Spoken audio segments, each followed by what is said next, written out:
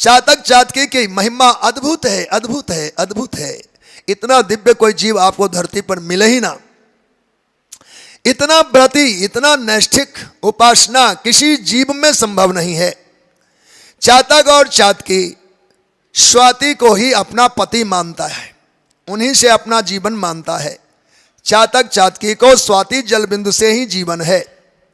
और यह प्रायः नवंबर के महीने में अर्थात कार्तिक बीतने पर, मार्गशीर्ष लागने पर, मिगसर आदि में 15 दिनों का पक्ष आता है।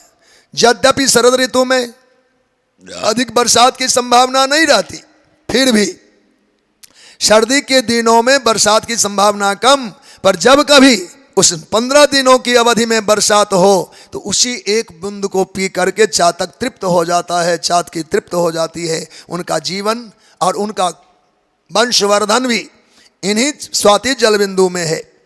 अर्थात चातक चातकी देह के समागम से संतान को जन्म नहीं देते, उसी स्वाति के जल बिंदु से गर्भाधान होता है। इतना महत्व है उस पक्षी का।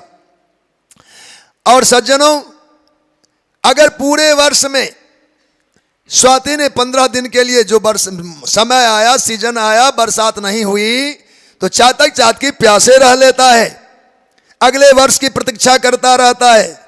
फिर आगामी वर्ष में कहीं स्वाति जल की वर्षा करे तो पी लेगा, नहीं तो प्यासे रहेगा। ऐसे 12 वर्षों तक प्रतीक्षारत। ऐसा प्यासा कौन रहेगा? 12 घंटे में अपने हाल बिगड़ जाते हैं।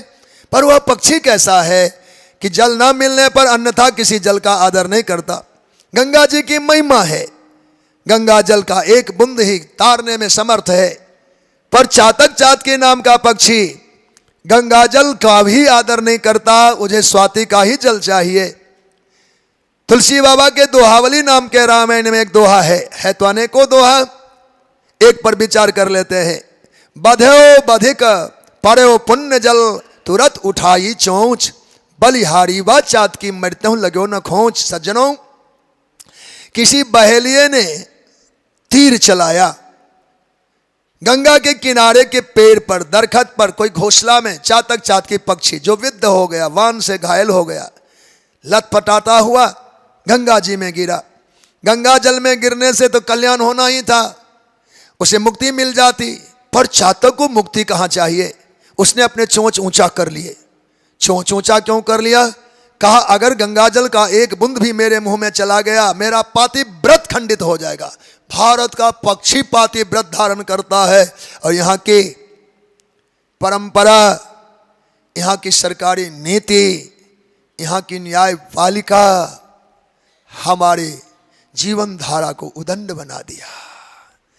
आज भारत के पक्षी में धर्म का इतना कठोर नियम है कि एक बूंद पानी, अगर एक बूंद जल गंगा का मुख में आया, सतित्व भंग हो जाएगा। एक पक्षी और नर्मदा सतित्व का विचार करे, और भारत के नर नारी में इस विचार का पलायन हो गया। भारतवासियों, हम अपने इतिहास को दोहराएं, अपने उन्हीं शालीन और संयमित चरित्रों का पुनः शुभारंभ करें। इतना जीवन में सुगंध होगा जो हम ढूंढ करके भी वाह दर्शनों में कहीं भी किसी भी उपचार से नहीं प्राप्त कर सकते। ऐसा अद्भुत चातक चातकी का प्रेम अद्भुत है। तात्पर्य क्या है? हम भी अपने जीवन में अपने हम चातक बने, चातकी बने, और हमारा प्रियतम हमारे प्रभु बने, श्री सीताराम श्री राधा गोविंद बने। हमें जीवन में किसी भी अभिलाषा की पूर्ति करनी है, प्यास बुझानी है।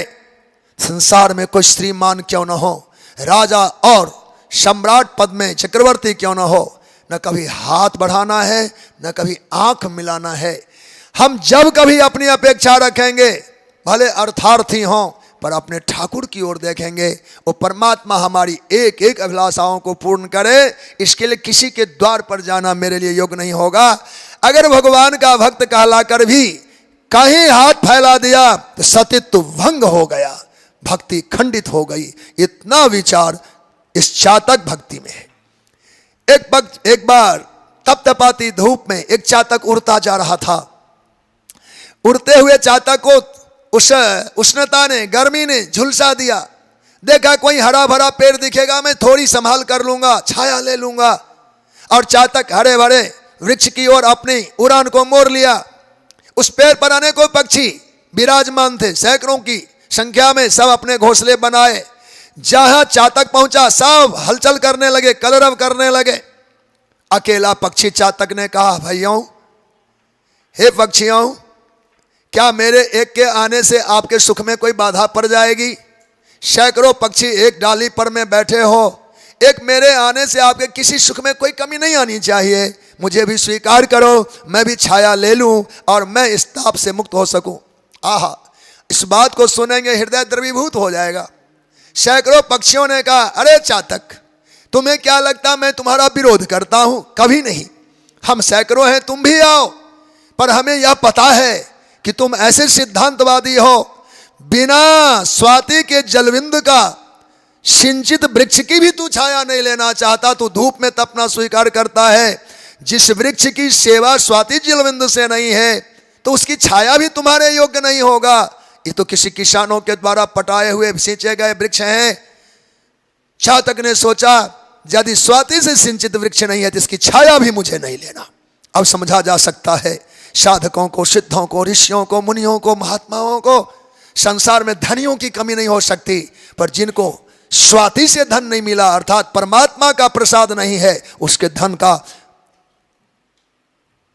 तिनका भी लेने में संकोच कर लेना चाहिए, चूंकि यह धन परमात्मा से नहीं मिला है, अर्थात स्वाति से प्राप्त नहीं है। यहां तक साधक की संभाल होती है, धनी हो सकते हैं, पर उनका धन, उनकी छाया परमात्मा से संबंध नहीं रखता है, इसलिए हम साधकों के लिए योग्य ही नहीं है, वो ग्राह्य नहीं है, लेने योग्य नहीं है, उपयोग करने योग्य नहीं है। इसलिए साधु अंकिंचन हुआ करते हैं, उनके पास कोई इंजाम नहीं हो ऐसा नहीं, सारी धरती उनकी हो सकती है, पर उन्होंने अपनी ग्राहकता से विचार किया, कहाँ ग्राह्य है कहाँ अग्राह्य है, इसलिए सारे धन इकट्ठे नहीं किए जा सकते। ये चातक भक्ति